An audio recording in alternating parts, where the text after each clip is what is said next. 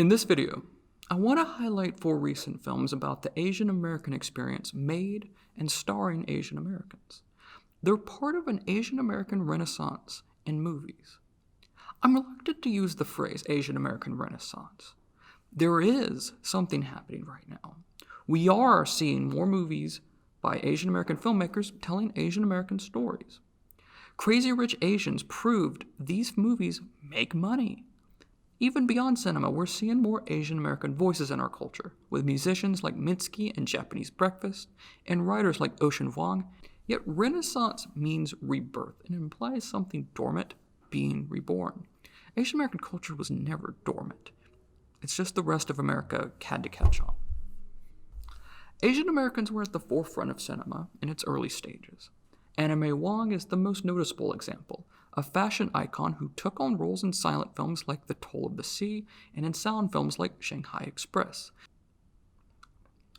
She was a visible Chinese American actress when most films played up stereotypes Americans had, and largely cast in yellowface, where white actors portrayed Asian Americans. Behind the scenes, pioneers like James Wong Howe took the lead. A cinematographer, Howe pioneered techniques like deep focus cinematography and the use of dolly camera movement in a career that lasted from the 1920s into the 1970s, including films like The Thin Man and Hood. Wong and Howe faced anti-Asian racist discrimination in Hollywood and the United States. Wong tried for a role in The Good Earth, a 1937 adaptation of Pearl Buck's best-selling book taking place in China with Chinese protagonists. Wong lost the role to the non-Asian Louise Rainer. Howe, born in 1899, was never allowed to become a naturalized citizen until 1943, when the Magnuson Act repealed the 1882 Chinese Exclusion Act. Asian American depictions in film until the 1980s alternated with steps forward, like The Crimson Kimono, a Samuel Fuller film noir starring James Shigera as a romantic lead, and steps backward like Breakfast at Tiffany's, featuring an offensive scene with Mickey Rooney in yellowface. All this history informs a movement that preceded the recent Asian American flourishing in culture. In the 1970s and 1980s, many artists tackled and reckoned with the history of this racism in their films, especially Wayne Wong.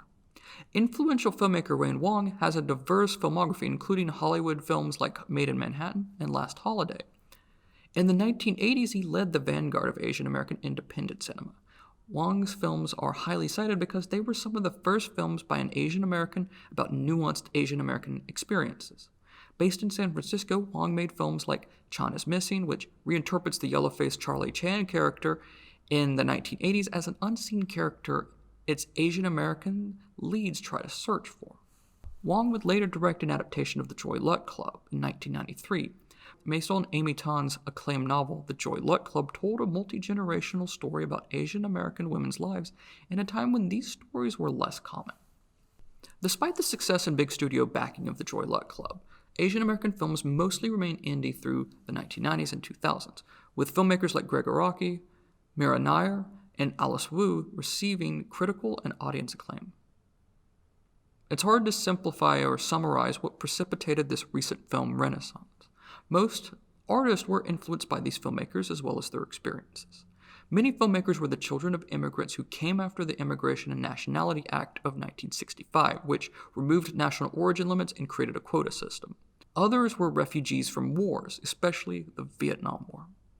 All of these steps led to a moment where a movie like Crazy Rich Asians, a film based on the best-selling book by Kevin Kwan, becomes a huge cross-cultural hit with stars like Constant Wu of the hit TV show Fresh Off the Boat and the legendary Michelle Yeoh. From this success, more films have come out telling stories uniquely set in these experiences. Let me highlight a few of them. The Farewell came out in 2019. Directed by Lulu Wang, who would later create the show Expats for Amazon Prime, The Farewell became a sleeper hit in a year everyone predicted was the end of moviegoing, even before the pandemic. Starring Awkwafina, who broke out in the show Nora from Queens and movie Ocean's 8, the film tells the story of Billy in the midst of a great lie. When her Chinese grandmother receives a diagnosis for cancer, her family decides to not tell her so she can live in peace during her final days. Instead, they throw a wedding for one of Billy's cousins as an excuse for the family to come and say their goodbye. A tension amongst the family ensues. Will Billy accept this lie and keep this secret? For Billy, the question is a version of another question. Who am I? Beyond the comedy of keeping up the big lie, we see Billy's existential and cultural angst in resolving this question. Minari came out in 2020 and tells the story of Korean immigrants who moved to Arkansas to start a farm that grows Korean vegetables for Asian American markets. This story came from Lee Isaac Chung's real life growing up in rural Arkansas and stars Steven Yeun, an actor who broke through in The Walking Dead. Minari features Yoon Yoo-jung as a grandmother living and caring for the children, a role which earned her the Oscar for Best Supporting Actress. Through the film, we see how far aspirations in the America dream can go. We also see a different Asian American experience in America's heartland. Another Korean American filmmaker, Kokonada, made the sci-fi film After Yang in 2021. Kokonada's After Yang is a sci-fi film starring Colin Farrell as the father of an adopted Chinese daughter, Mika. To help Mika learn about her Chinese heritage, they provide her with a robot named Yang, who provides her with Chinese stories and helps her connect to her culture. When Yang dies, this isn't a spoiler, it starts the movie. Farrell's character, Jake, looks through Yang's memories to discover a deeper, more complicated figure in Yang, a robot that's more than a culture unit. Kogonada said in an interview with Polygon that the film aims to subvert the hollow Asian and Asian robot stereotype. There's this question of what it means to be human that we're used to in sci-fi, but as important in my film is what it means to be Asian. Finally, let me recommend the recent Past Lives, the debut film of playwright Celine Song. Song's film stars Greta Lee as a playwright and Korean immigrant. We see the film through her eyes as a young girl leaving South Korea and living a life in Canada and the United States, leaving behind a childhood best friend, Hae-sung. Hae-sung grows up and rediscovers Lee's Nora, and how difficult recovering the past feels once life diverges between relationships. These 4 films only scratch the surface of Asian American cinema and the Asian American Renaissance. To learn more, I encourage you to check out The Golden Screen by Jeff Yang, which influenced this video. I also encourage you to add more Asian American films to your watch list.